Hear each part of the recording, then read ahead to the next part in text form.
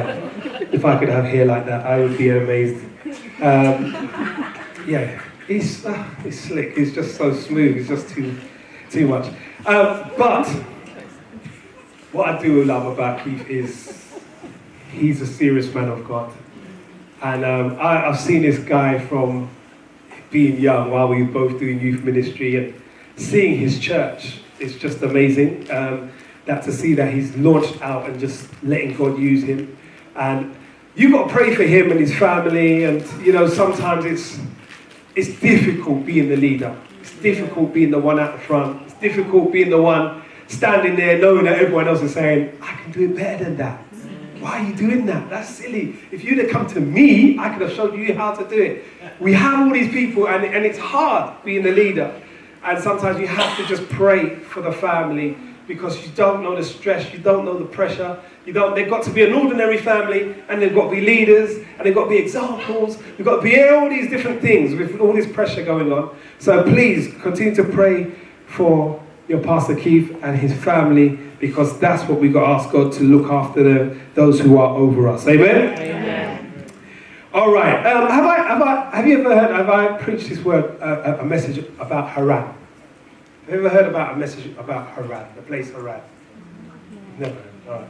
I keep feeling that I've preached this here, and I don't know if it's, you know when you get something they call deja vu? Yes. I don't know how you feel about Christians about deja vu, but I get it. You get it and you think, I've been here. This is, but hey. Genesis chapter 11, let's go. We're going to read from verse 27. Genesis chapter 11, verse 27. If you're still looking for it, say wait. Wait. All right.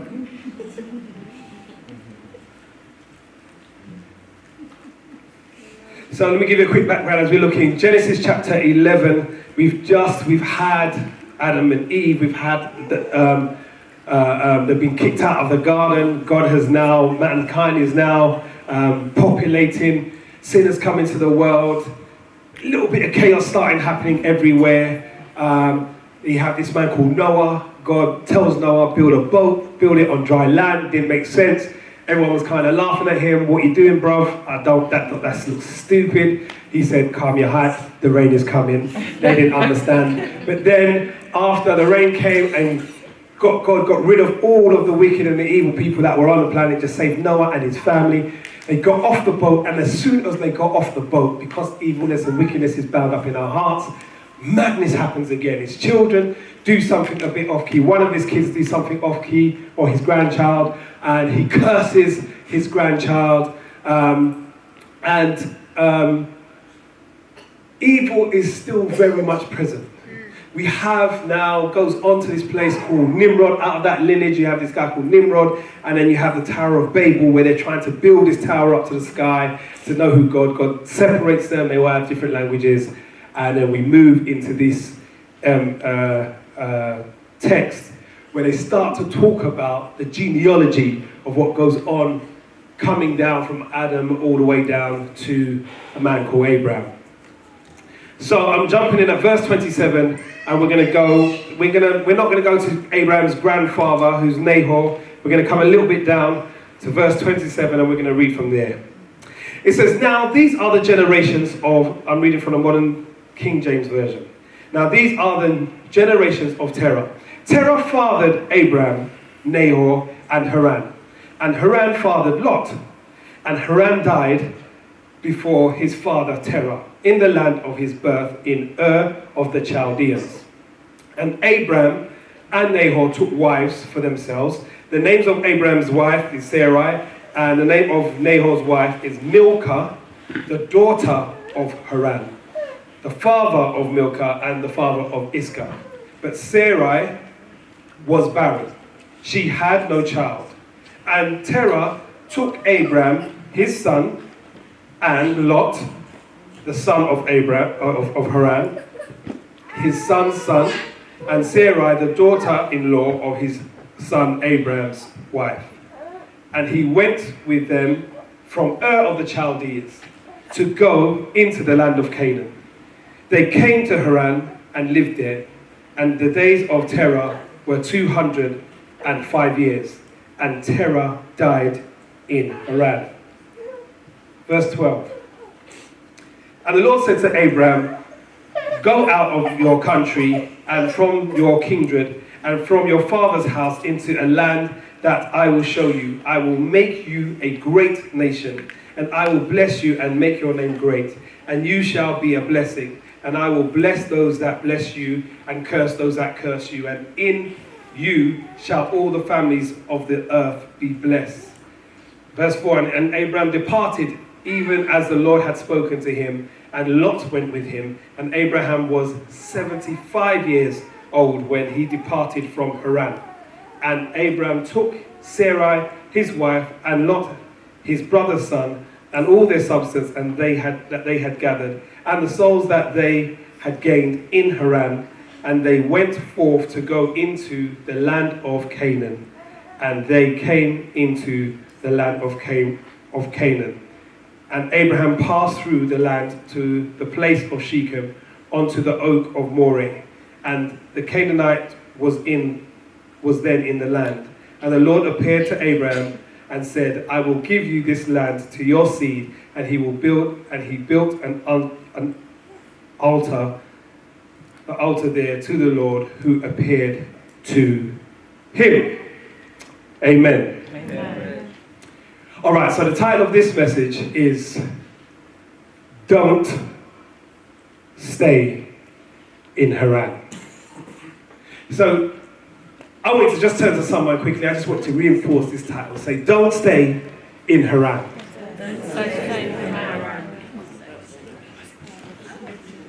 All right, that sounds a bit too polite. Let's say, don't get stuck in Harran. Don't get stuck in Harran. No. You got to say like attitude, like I mean this. Look at them and look them in their eyeball and say, listen, don't get stuck in Harran. Don't get stuck in Harran. Yeah, that's good. I'm just on a recruitment for the local gangs. That's what I'm just trying to see who are. There's a few. I saw the sister there that had a little vibe. That's good. I like that. It's cool. It's good. All right, so look, here's the background. We've got this guy, Abraham, and everyone talks about Abraham. And I love Abraham. He's the guy. He does amazing things. You see, he's been tested and he's been tried. But before I got to this place of Abraham, I wanted to get a bit of background of where he's coming from and you know, what was going on that God called Abraham to say, come out of your father's territory. Now, if we go back to Genesis chapter 11, and we go back to, say, verse 27, it starts to talk about this guy called Terah, which is Abraham's dad, okay? So Terah it says here he has 3 sons. And if you look at verse 27, it says, Terah fathered Abraham, Nahor, and Harran. Now, generally and usually, when people are named in that order, it's normally the oldest son first, and it goes into the order of how they've been born. So you would assume Abraham would be the oldest. But later on in the text, we kind of read that Abraham was 75 when he left Harran. And when Terah dies, he dies at 205 years old. So if you took 70 from that 205, if you just make it easier, just take it from 200. And then take the 5 away, yeah. So you know roughly he was 125, right? Yeah. Beautiful. Thank you, mathematicians. So he was not, but it says here, when he had his first children, it says he was 70 years old. It says it, I think it's just a little bit before in verse 25. It says, and verse 25, and he fathered Terah. Nahor lived 119 years, and he fathered sons and daughters. And Terah lived 70 years and fathered Abraham, Nahor, and Harran. So at 70 years, he doesn't have triplets. He has them, but they say that Harran would have been the oldest son. There's lots of kind of theological reasons of why they get to that place. But we know Abraham was not the oldest, because he would have had his first child at 70. He has Abraham at 125. So we know that it couldn't have been Abraham who was the oldest child. So, Terah has these three children, Harran, Abraham, and Nahor. They're living in Ur of the Chaldeans. Now, this place is a place where they did a lot of idol worship. They worshipped the moon, the sun. They had worshipped things that they made by hands. God had not introduced himself to the world in that big way. We know prior to this, God has been speaking to mankind. God has been sharing with mankind. We've seen it. We've seen Adam. He walked with Adam in the cool of the day. We know that Enoch walked with God. And he says, and God took him. You could not walk with God if God never had his presence, never had relationship with Enoch. And it goes on and on and on to share different characters who would have had experience with God. But God had not introduced himself as the one true God yet. So, he speaks, Terah's there, he has his children, and they're in this place and they practice idol worship. That's all they know. They practice idol worship. And in verse 27, it says, and Harran, he had Abraham, Nahor, and Harran fathered Lot. So Harran, the oldest son, has a son called Lot. And that's the one that goes off with Abraham when he starts to head on his journey.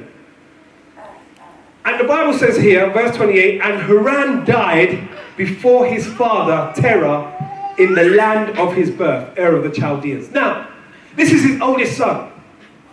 So Terah's no one in here. I look at all these beautiful children around us. I mean, when the kids are here, they're waving, they are doing their thing. It's amazing. I love it. I love to see when the kids are just free to just get on with their worship. Because it's actually, that's kind of like, it's a bit more true worship when you have kids. They're not thinking about what you're thinking. They're not thinking about what the partner's thinking next to them. They're not thinking about, if I did this 12, would the person behind me think, oh, idiot, what are they doing all that thing for? It don't take all that to worship God. We have our angst about people's views on what we do in life. These kids are liberated. They just worship. They're not actually, who just picks up they pick up the thing and they just slash it in the other one's eye. But I am just worshipping. And it's like, there's a freedom in being this childlike person. But when I look at all these kids, if they grew up and before their 20th birthday, they were taken from us, my heart will be ripped. When I watch the news and I watch some of these mums or I watch these dads talk about their children being murdered on the streets, it digs me deeply because I have kids. Because I think to myself, imagine my child goes to school today. I know she's not no gangster, but she could get caught up in the wrong, any crowd, could be part of anything, and it's just been at the wrong place at the wrong time. It was last year, was it this year or last year, there was a girl, was it in Kilburn, who got shot. Absolutely nothing to do with what's going on. Stray bullet, bang, crossfire, taken out on the street, died.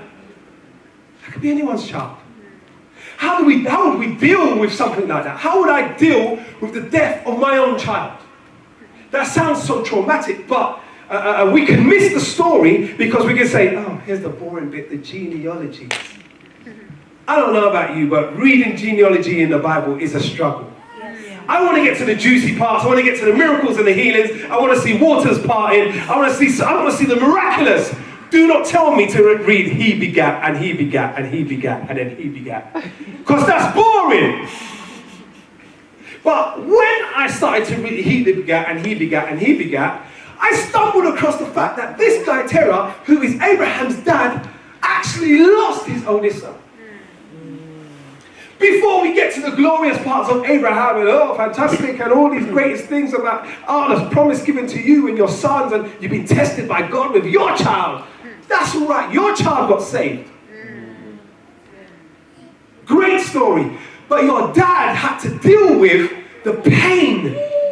It says his son died before him in the place where he was doing idol worship. He lived this life. He only knew one life. He was living it, and his son dies. He's broken, man. He says, listen to this. It says there in verse 28, it goes through and he goes, Terah was in the land of his birth. He died in the land of his birth, of the Chaldeans. Abraham and Nahor, they took wives and they said, yeah, this is my wife. Abraham marries Sarai, which is Sarah, which is actually his half-sister. He marries his dad's daughter, who had a mother, a different mother to him. Okay, so when Abraham says, "This ain't my wife, man, that's my sister," he weren't lying. He was not lying. He was actually telling the truth, but he was styling it out and said, boy, if you're going to get damaged, it makes sense you get damaged than me get damaged.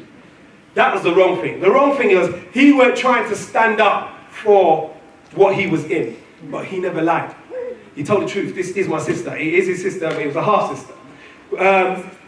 And Nahor, his other brother, he takes his other brother's daughter. So Harran, who died, he has a daughter as well, and he takes her, Milcah, to be his wife.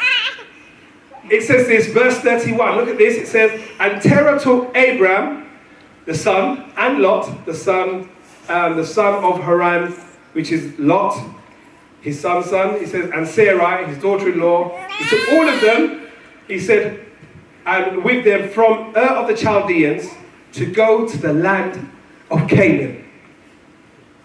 Isn't that beautiful? Now, I looked as blank as you when I first read that. But when I looked into it deeper, I realized Terah, Abraham's dad, was on his way to the promised land. Hold on, wait. He's not, I'm not seeing nothing dramatic here. I've not seen God move as a cloud. I've not seen nothing spectacular. But there's something in the Father that says, my son has died here in this land. I need to get up and get out of here, and I'm going to head to Canaan. I don't know what was in Canaan. I don't know what made him say Canaan. It wasn't a place of his birth. It wasn't a place of where he belonged. But he said, I'm going somewhere which was actually the promised land, and he didn't even know it. Or he was on the way to the promised land because maybe he started to have a relationship with God and God prompted him to get out to the promised land. I can't deduce from that, and I don't want to add to that to say it says this or says that, because that would be heresy for me to do that. I'm saying I'm trying to grapple with the fact your son has died, you're in pain, and now I say I'm getting out of this land. Come on, kid, not just me, you know, the two older boys, you are coming as well. But Dad, I enjoy it. I said, shut up, get your clothes, get your bag, we's going. Why are we going? We like this place. Bushy is over the top, fam. This is where I want to stay forever. No! We're getting out of Bushy. As much as you like it, we are getting out and we are heading towards South Woodford in East London. That is the promised land. That's where all the special people come from. So they don't even get why Dad is doing this, but something has gone on and the trauma of his father does not want to be in this place anymore. Dad says, let's get out and let's go. All of them have to go, all the family. And they all, if I had, I don't know, this is not what we normally practice. I wish I had this in advance. But if you looked on your phone and you Google or whatever, you will see a map. And if you looked at a map of Harran, you will see that Ur of the Chaldeans is down here, Harran is up here, and Canaan is down there. There is a natural pathway which you would go up towards Harran and then come down. So you say southeast, the map may be upside down, but you go to Harran first and then go round to Canaan. If you're looking on Google, you will see Abraham's journey or Abraham's journey from Ur to Harran. It will show you the map and it will show you the arrows of where to go. Now, that was a natural progression to move from one place to another. So Dad says, let's get out of here, let's move. And now we're moving from one place, and we've got to this place called Harran. Now, what did I say Dad said when he was getting up there? Where was Dad heading to? Canaan. Dad had a vision. Dad was prompted. Dad says, that's where we need to go, is Canaan. He's got everyone out. He packed bags, everything. I believe what Dad's saying, because this is what Dad says we're going. And we're on our way. We've gone on to Harran, and he stopped there. Now, this is what started to rock me. Now, I started to realize his oldest son name is Harran. His son dies. He makes his way from Ur of the Chaldeans, and he makes his way to Harran. Now, the word Harran in the context of the country is actually an older Hebrew word. I think it was originally called Charan. If it was called Charan at the time or not, or if it just means Harran in the English anyway, I can't get to the bottom of it.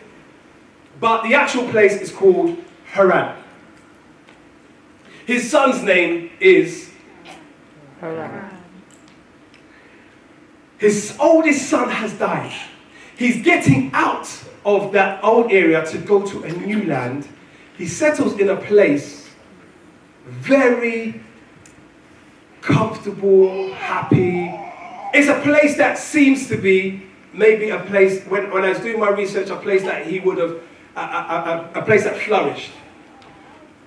But it wasn't the original vision. I recognized that Dad could have gotten to this place, and I started to think, was Harran named because his son was Harran? Or was it the fact that he got to a place what was called Harran that reminded him of his son? But there's something that happened inside Dad that says, I'm going to stay here. That wasn't the journey. Now, my question started to be, I wonder if he had made it to Canaan, would God have turned up to Terah and say, I'm going to bless you? That was his destination. It was his destiny. It was what's on the inside of him. I've got to get to Canaan, but stayed in Harran. He stopped there, and they said that he lived the rest of his life and died in Harran. Maybe he got too, feeble in his body. His bones could have been weak, could have got older. I'm not sure of the reason. But he did not make it out of Harran. He died there. And today, sometimes I recognize that there's a generation before us had dreams. They had massive dreams. They had dreams of things. Imagine what it would have been like coming over on the Windrush boat. Turning up into a country. My mum used to tell me stuff about when she came here. Everything, the land are paved with gold and blah, blah, blah. Okay. We're going to turn up. Turn up to England, it's cold. Like every day in Jamaica is, even a cold day when people are wearing cardigans, it's still like 18, 19, 20 degrees. She turns up, it is cold. She doesn't really understand the level of cold until she comes here. So she was saying, like, when it was winter time, her fingers used to swell, and it was crazy. You come, and when the fog happened, I mean, not fog like we have here, some fog, she said they were lost for days, like couldn't get home. They don't know, couldn't find a house, because obviously in Jamaica you could come, you got a house there, next house there, you know what your house looks like, innit? But when you're here and everyone's house looks the same, and you've only been here for like a couple of weeks, you're like, I know my house, that's a black door, and that's a black door, and that's a black, where's the house again? You turn the corner, and it's thick fog. Now, it's a frightening experience being in a new land. And to come into a new place, it may take a while to settle. And I realized that this guy, he says, I'm coming out. But he turns up into this place. This is just me thinking now. You can put your own sort of theory on this. But I think he's left there in pain. He's left Ur of the Chaldeans hurt and damaged. Because I've lost. Remember, your oldest son, it was so big about your oldest son, they would be the one that was going to take over your inheritance. They would be the first in line that would take on your lineage. They would do everything, but he's lost his eldest son. That would have broken him, and he gets to this place. I don't know what it is about the place. I don't know if it's the name. I don't know if it's just what the place looks like. But he must have found peace in this place. But the danger is, some of us could live our lives with dreams. We may have visions. We may have all sorts of things. Our parents would have had some massive dreams. They may have seen stuff that they could only dream about. When they came over, when they were only nursing, or maybe when they was only being conductors on the bus or cleaning. They may have had a dream saying, maybe one day we will see lawyers and doctors and all these things, but could not see at that time. There could have been some massive visions. Sometimes I ask, you know what, some of you need to question your parents and ask them, what did you see? When you was growing up, Mum, what did you see? Dad, what was you after? What you have now, is that what you were after? Because sometimes I said to my mum one day, I said, Mum, tell me, what's your biggest regret? And my mum said, like, sometimes I regret the day I was born. Sounds deep, right? And I was like, how? You had me? Whoa, you know. What's there to be deep? What's there to be depressed about, huh? Mom said sometimes there's things you will never know. There's a journey that you will never know. I've been through hell and back. She's been to dark places backwards and forward. And sometimes you look back over life and think, I wish I just never went through certain things. And I think to myself, I said, well, Mom, what did you want to be? And she told me like she was a policewoman. She used to do this, she used to do that. And her aspirations was big and they were high. And then obviously children come along and you want to put your children first and you're struggling to make ends meet, and by the time you get older, the dream is gone. The dream is gone. And I realized that the older generation, especially when it comes to church, would have had some visions about church. Yes. When they first come here struggling to maybe put churches together, sometimes I look at the Anglican church and I think it's just stagnated. There are a few churches, HTB and some of these churches that are doing amazing. They've moved, but a lot of the institute has stagnated. But a lot of our traditional black churches are also stagnated. No one really decided we're going to have a church for it to get to a place of it just being plateaued. We want to see God. We want to see the movement of God, the power of God. We want to see those things. I used to grow up seeing the miraculous, the craziness, the fantastic services that we used to have. It was amazing. And now when I go to these churches, sometimes I'm preaching around the country, church is just static. They have service, they do their thing, we sing our song, sing some, give our offering, give our song, have the worship there, bye, God bless you, we're home. We've done our bit. Happy. Because that's what we do. We do church. We go and we turn up, we take part, and God ticks the box because you turned up. I did my bit, God. It should be fine because I sang to you, I worshipped. But the question is this what the dream is? Is this what God has in store for you? Is this the depth? Is this the height of your Christianity? Is this what it's meant to look like? Am I meant to be so excited with what I have now? Because this guy Terah said, I'm going to Canaan, and somehow got hijacked in Harran and settled there. Was never the dream. I don't know if the pain ripped it out of him. I don't know if the pain of his dreams was yanked out of his heart so badly when he got to Harran. The reflection mention of even the word Harran could have put him at rest right there.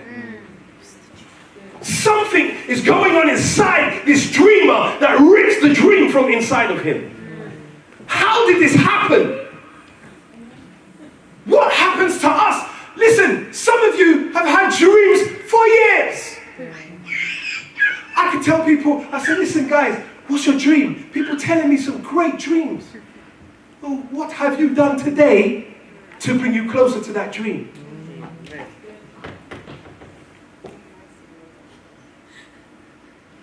There's an issue because Abraham is following his dad, not even knowing what the big deal is.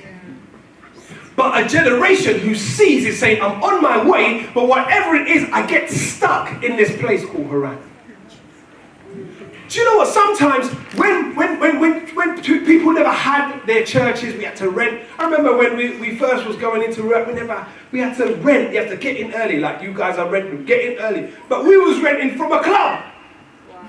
So when we had the seats and all that, place was dark. When we come in, everyone's got to sweep the beer cans away, sweep up the cigarettes, clear up the place, spray up so you don't smell like vomit in the place.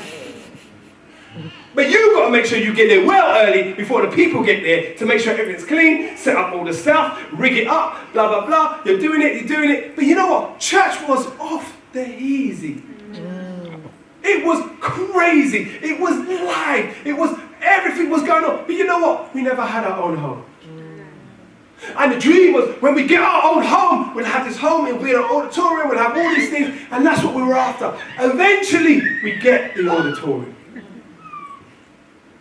We get all there to, we're settled. We don't have to get up at 6 in the morning and drive to Hackney. That may not mean much to you if you don't know East London that very well. And most people don't know East London very well. I don't know why. But because wise men come from the East. But they said, I had to drive to one place to go and pick up this van. And after I drive all the way to South London to then load up the van with all these instruments, then drive across the road again to the church, then take all the stuff out to the church, then put it in the lift, and then the lift not working, so we got to carry everything up to the 3rd floor, and then rig up, and clean up, and sweep up, and to make sure church was happening before 10 o'clock.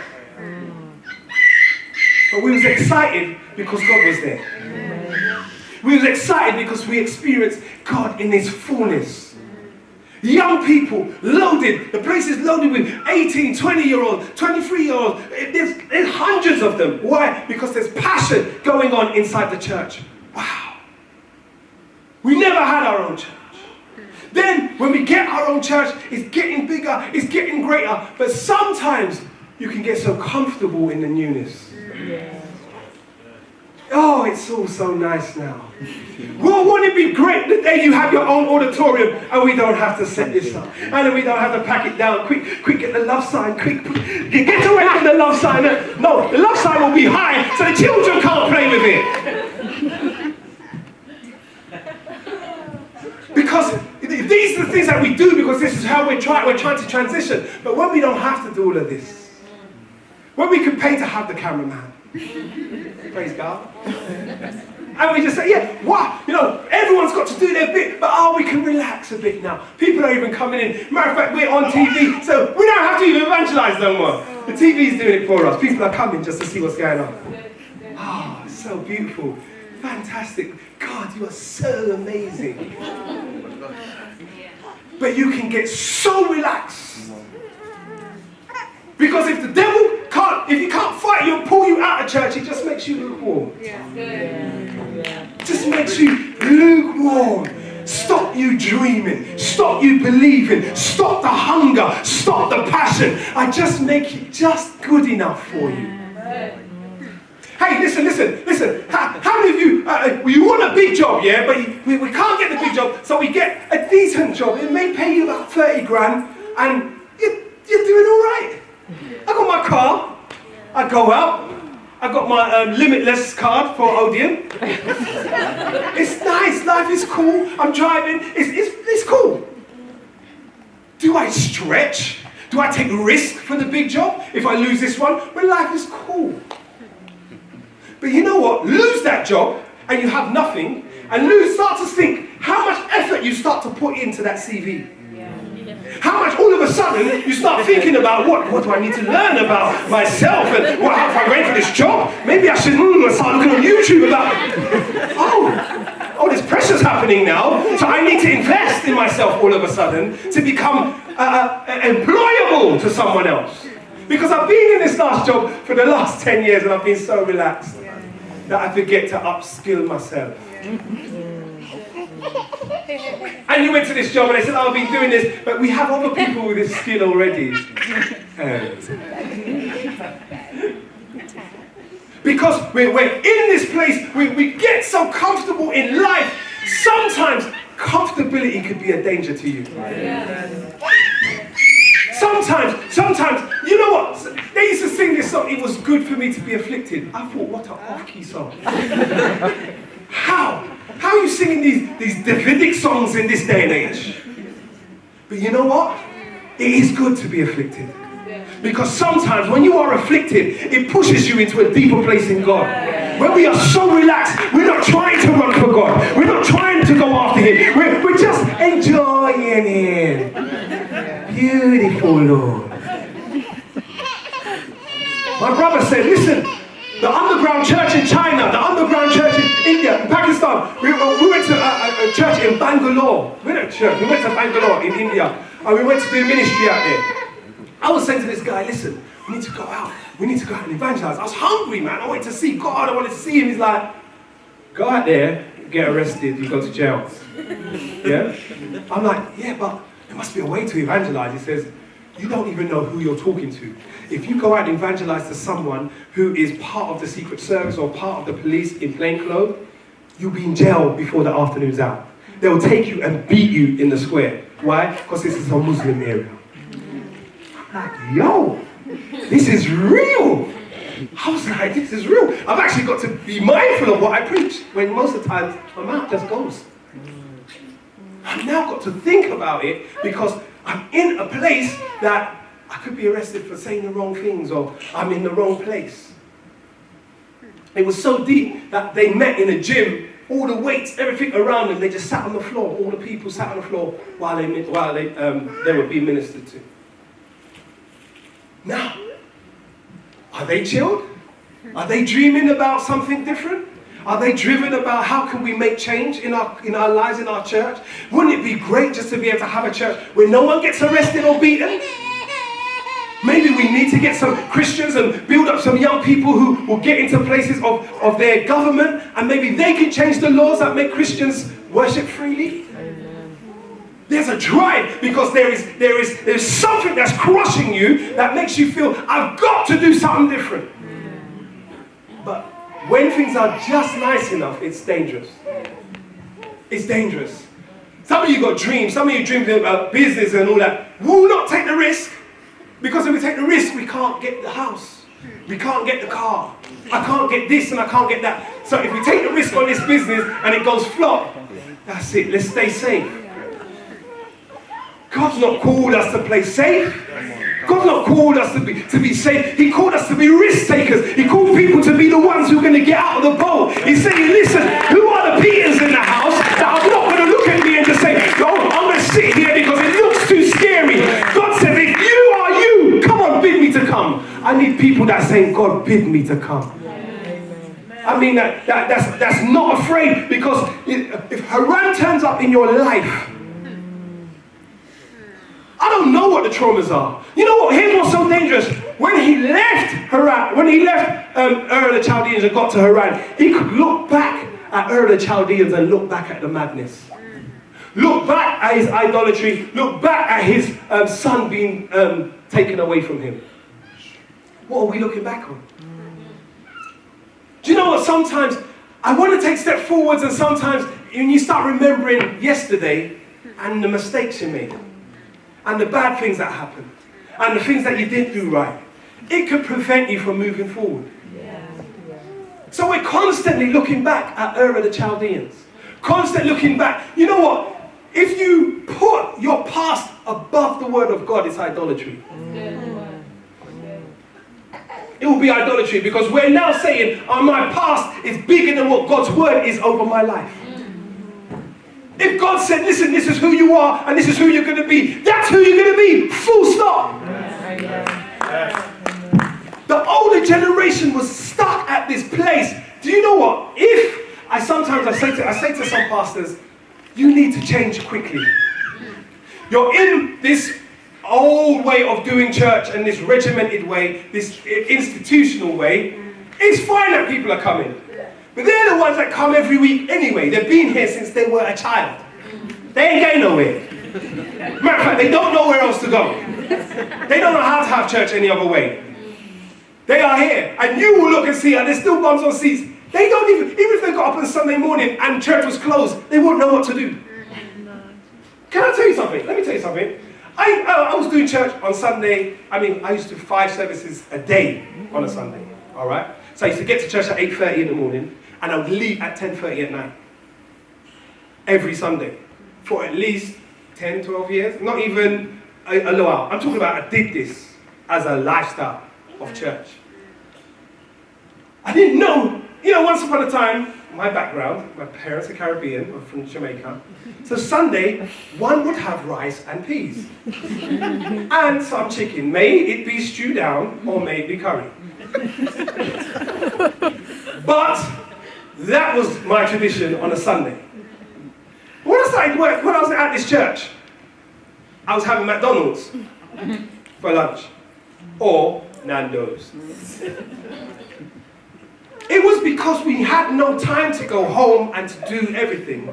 We worked. We were passionate. We loved what we were doing. It wasn't a big deal. But you know what? What happens is, I get to this place where, in all that you're doing, in all that you're after, in all that you're motivating yourself, it's like, how do I get to a place where I lose sight of that vision? What is it in life that made you dream, that made you see it, that made you have it, even if at school, that made you have these dreams, and sometime later, something happens and then you say, it's impossible. Why do we write ourselves off? Why do we write off our own future? The generation before Abraham, Terah's generation, the older generation saw it and couldn't get to it. I tell them, change. I beg of you. What you're doing now will not attract this new generation, the new millennials who are looking. YouTube is their norm. They don't even watch TV no more. You man are still watching BBC News. That man don't even, they get their news on Twitter before you even get BBC. By the time you sit down and watch that, they can tell you the news themselves. And some of them is 10. We're old school. Oh yeah, did you hear what they're saying? And then I would say, oh my gosh, they said on BBC. They said, no. I was watching Al Jazeera, yeah?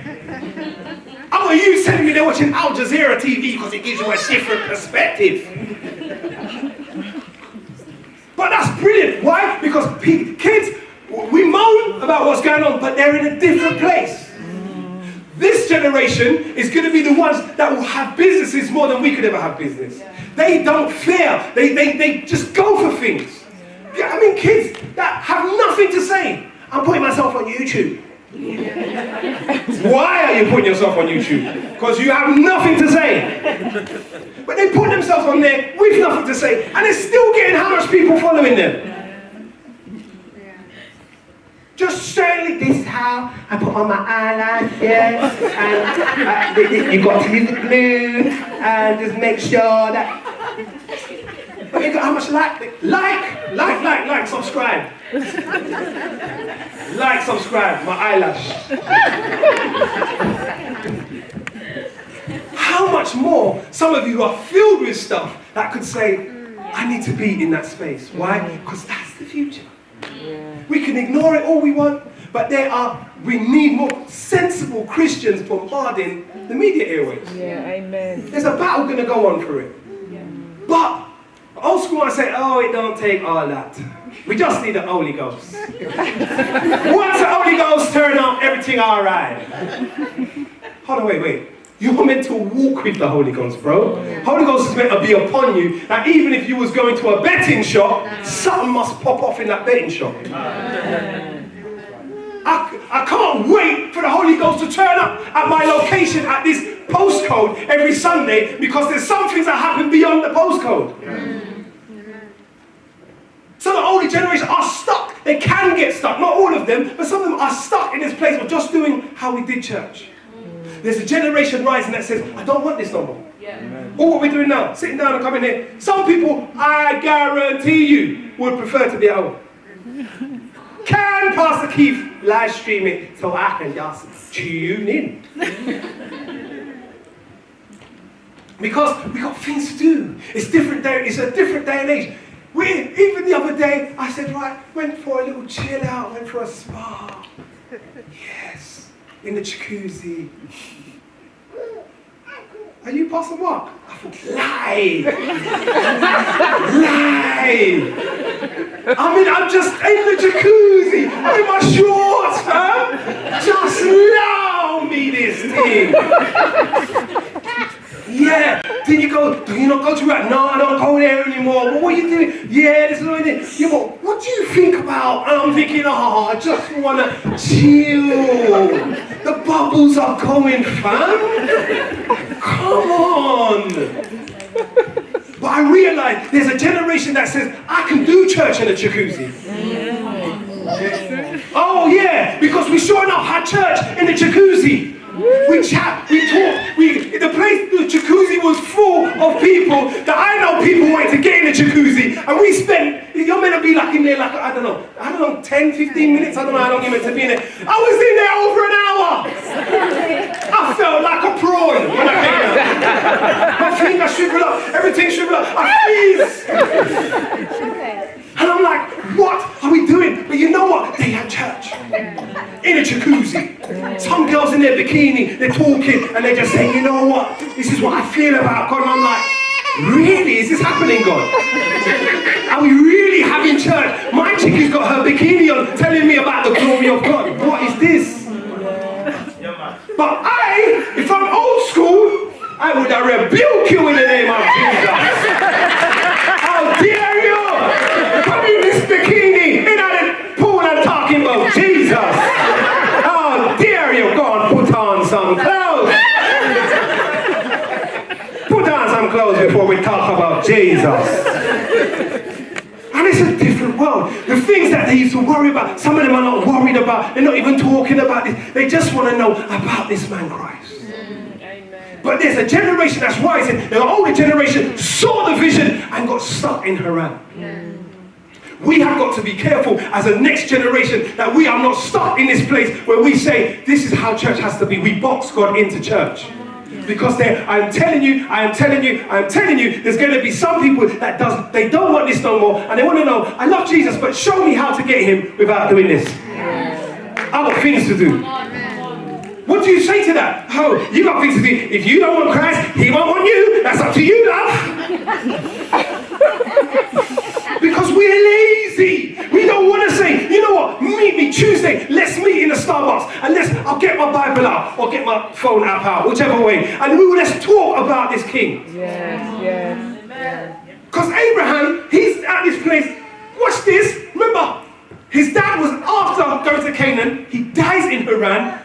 God says to Abraham, I want you to get out of Harran. This place was not what was designed for you. I want you to come out. When did God speak to Abraham? When Terah had died. Now, maybe if Terah got himself out into Canaan, maybe God might have spoken to that other generation. But he died there. God said this was not it. I need you, Abraham, to get up out of here and go. Listen, he didn't say go to Canaan. Get up out of here and I will show you when you move. Yeah. Hold on. One generation says, I'm going here because I see it. The next generation says, I'm going because I heard it. Some people, you won't have to see things to go after it. You just need a word. I just need God to say go. I don't know what it looks like. I don't know if I started a little women's thing. I don't know what that looks like, but I'm just going to go. I don't know. I may start a football project with these kids in the area and hope that God blesses it. I don't know how it does it. I'm going to try my best to do as much due diligence as possible, but let me go for it. The danger is when we get to a place in God where we get stuck in Harran. You do not want to get there. You don't want to get stuck there. You rather get out. You want to listen to God, because there comes to a time where our time's going to run out. It's going to come to a point where I feel to go and I'm too weak to travel.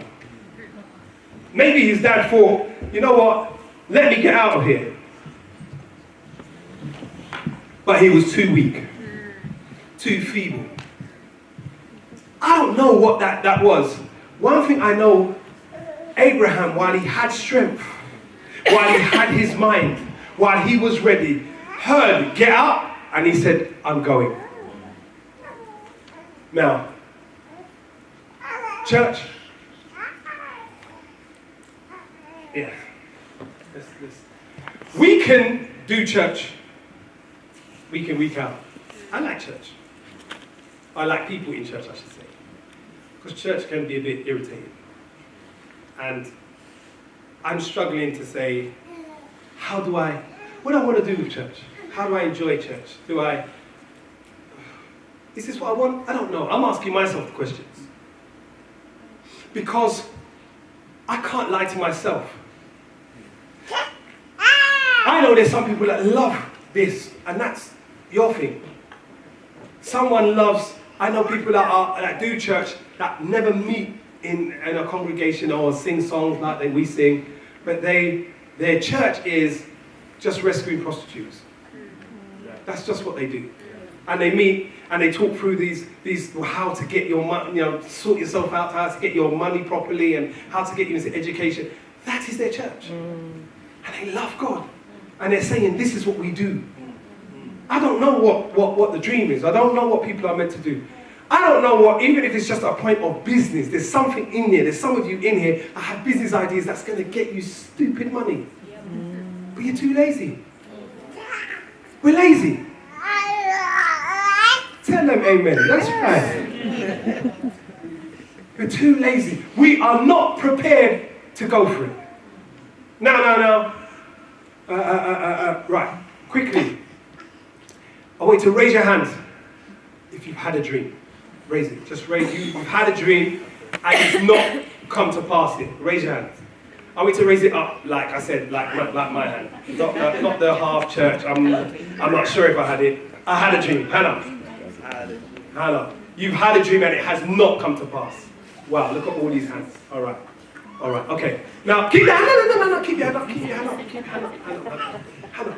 Now, if that dream was longer than 3 months, put your hand down if it's been longer than 3 months.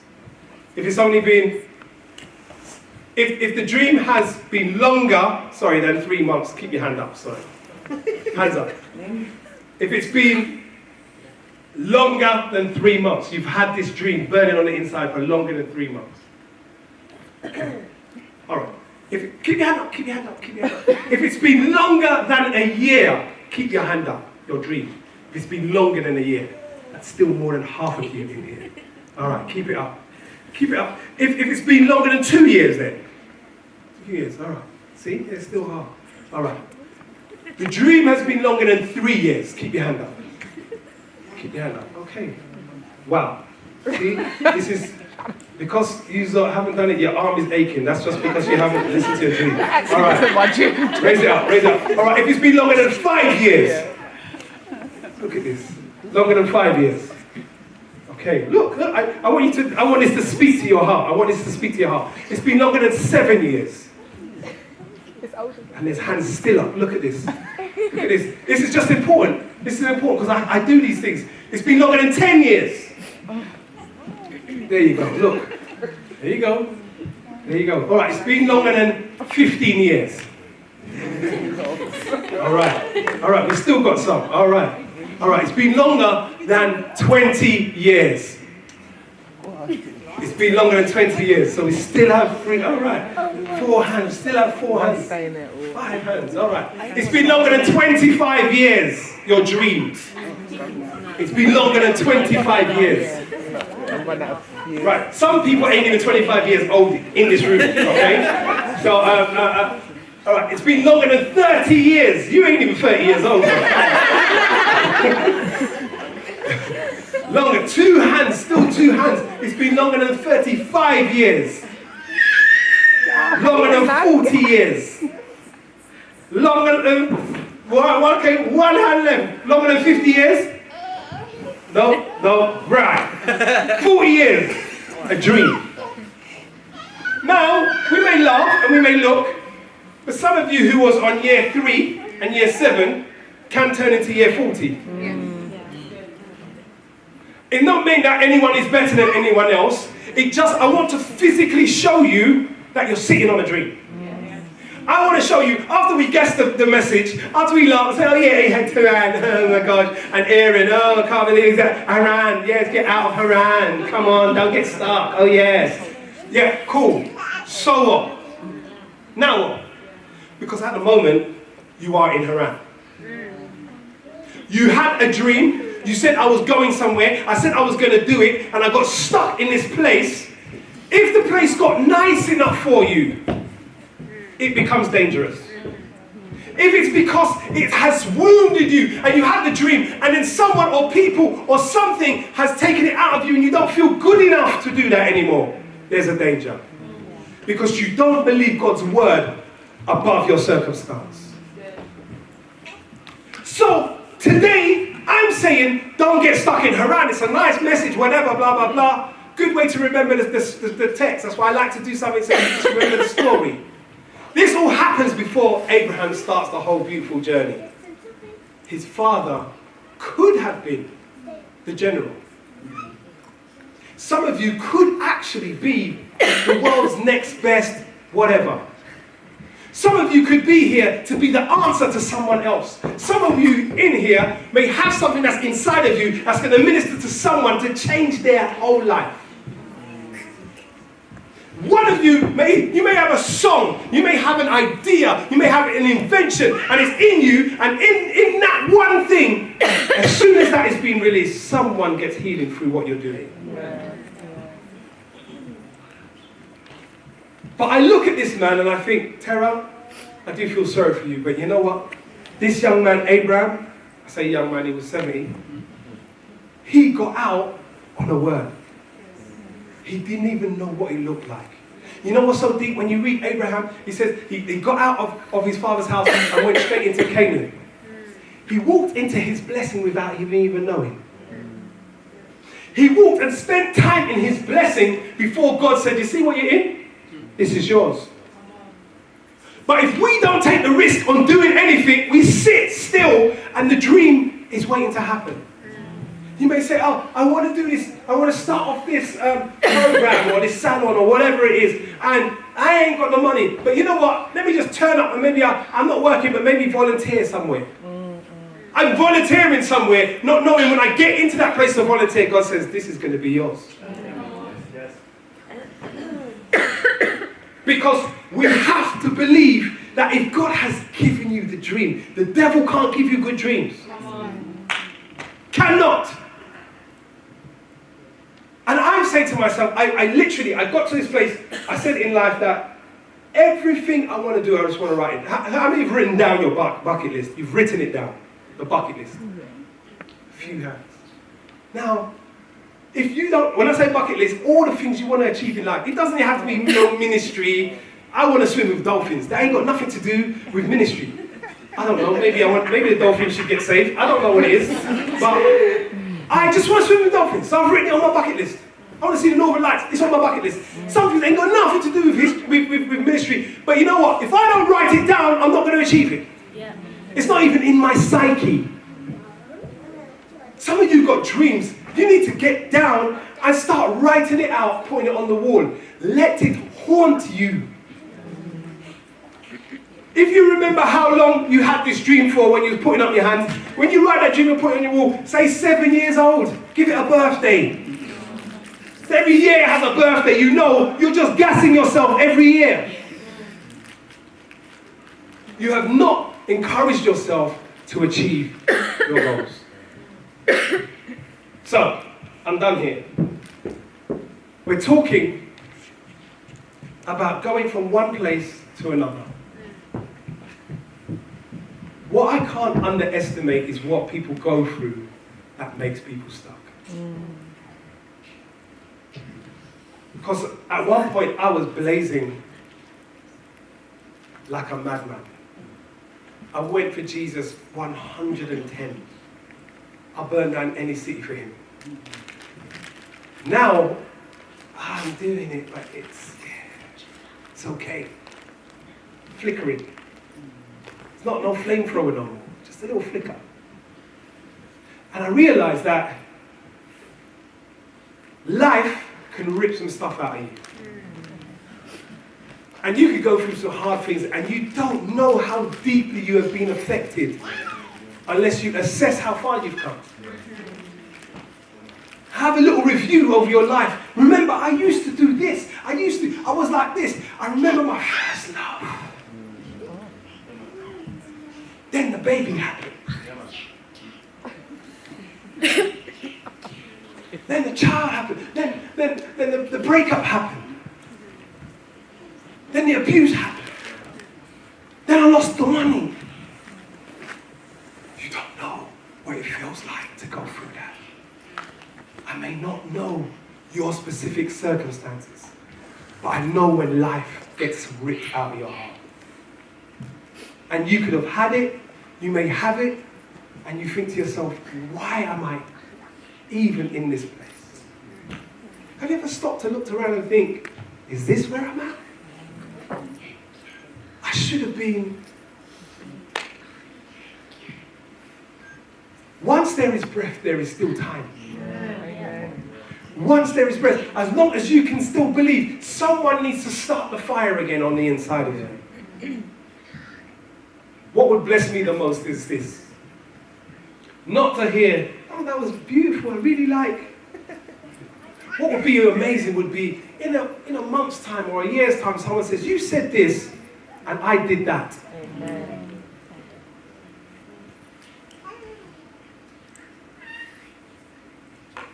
Because in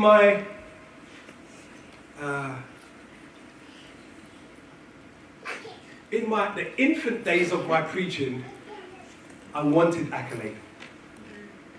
I kind of maybe needed accolade when I preached. I want people to go, oh my God. Felt good. Now, it doesn't matter if you stay silent. My thing is, my words, I know have to challenge you because they challenge me. The question is, what do you do with the challenge? So, I'm done. I want to pray. Let's stand. If you've got a child, you may stay seated. But